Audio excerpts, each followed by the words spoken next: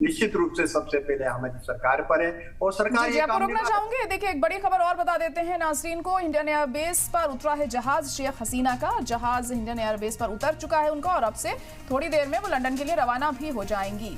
तो शेख हसीना का जो जहाज है इंडियन एयरबेस पर उतरा है, लैंड करा है और अब से थोड़ी देर में वो लंदन के लिए रवाना होंगी। लेकिन सवाल यही है कि लंदन में भी वो कितनी महफूज रह पाएंगी, इसी पर चर्चा हम कर रहे थे। राम श्रीवास्तव जी अपनी बात पूरी कर सकते हैं।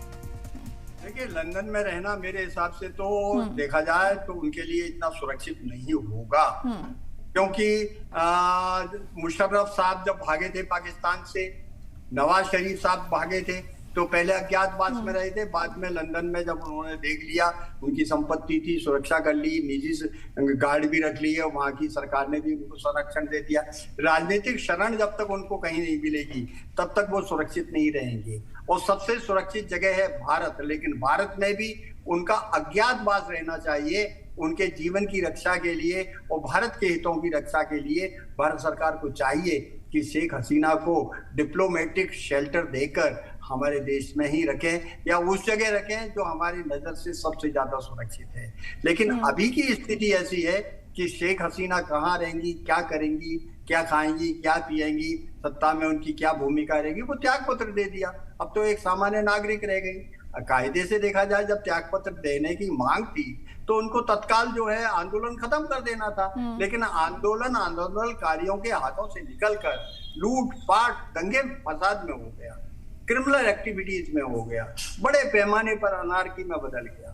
तो ये अपनी जगह बिल्कुल सही है कि आज की स्थिति में बांग्लादेश में जो अंतरिम सरकार बनने का जो वहां के आर्मी चीफ ने दावा किया है, प्रेसिडेंट से कहेंगे क्या प्रेसिडेंट सुरक्षित है? ये जनता जब प्रधानमंत्री के बंगले में घुस सकती है तो प्रेसिडेंट के बंगले में क्यों नहीं घुसेगी? उनके महल में भी घुस जाएगी, लूटपाट करेगी। तो ये इसको दबाने के लिए कौन है? इस समय सिर्फ आर्मी है।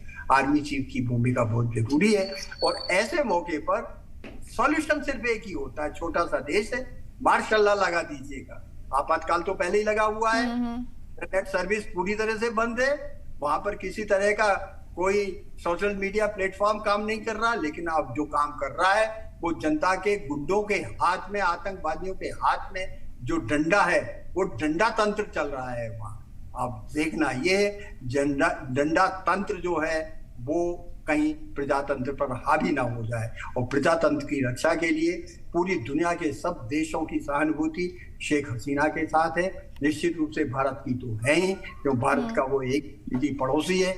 वहां की अस्थिरता से हमारे देश में राजनीतिक अस्थिरता पनप सकती है, विशेषकर उससे लगे हुए जो देश राज्य हैं। बांग्लादेश के पास लगा हुआ हमारा पश्चिम बंगाल है,